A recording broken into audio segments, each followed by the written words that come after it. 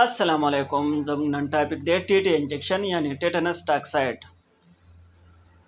टेटनस से शे दे कम बीमारी दा दरी बे इलाज सा दे वैक्सीन कम योदी और दा बीमारी वली लगी नो टेटनस यो मरज दे چې د بیکټیریا کلاسټریډیم ټیټنای د وجې لګي او چې کله هم یو کس ته دا بیماری دا مرض ولګي نو د هغه خوله به لاک جا شي، بالکل کلکه به شي، بدن به یې کلک شي، بدن به یې کمزوری شي، مرۍ کې به یې سټیفنس راشي، څه به خوړلی نه شي.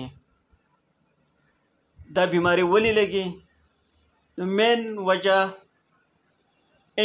انجری ده، یعنی هغه که ارټی د وجې یا نور چا سره جګړې د وجې یا چېرته ارتاویدی خو د په بدن انجری وشي او د ټیټ انجکشن ونه لګوي.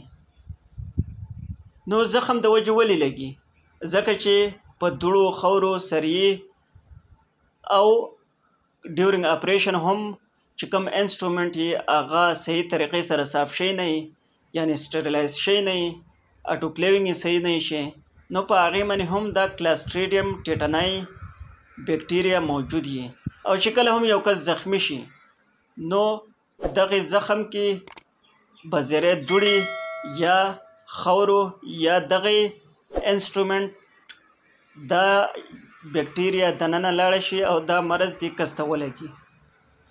دې بیمارۍ دپاره څه خاص انویسټیګیشن، څه خاص ټیسټ نشتی، خو چې کله هم دا مریض ډاکټر له لاړ شي، هغه یې معاینه وکړي، هغه چیک اپ وکړي، نو ډاکټر ته پته لګي او ډاکټر بیا چې کله ډایګنوز وشي نو فردر ټریټمنټ کې هغه بیا میټرونیډازول یا پنسلین، ټیټنس ایمونوګلوبولین، مسل ریلیکسنټ او ریسپایریټري سپورټ ورسره ورکوي.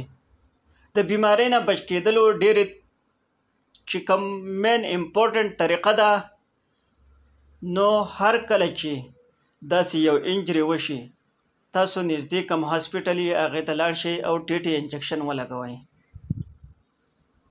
او چې کله یو ښځه یو فیمیل پریګننټ حمل وشي نو هغې ته به هم ټیټي انجکشن لګي، ورسره نور انجکشن ټیډیپ او فلو ویکسین هم لګېدی شي. اول به چې کله ښځه پریګننټ شي، حمل ورته وشي، نو له اولنۍ کم ټیټنس ویکسین دی دا په فرست چیک اپ باندې به ولګي.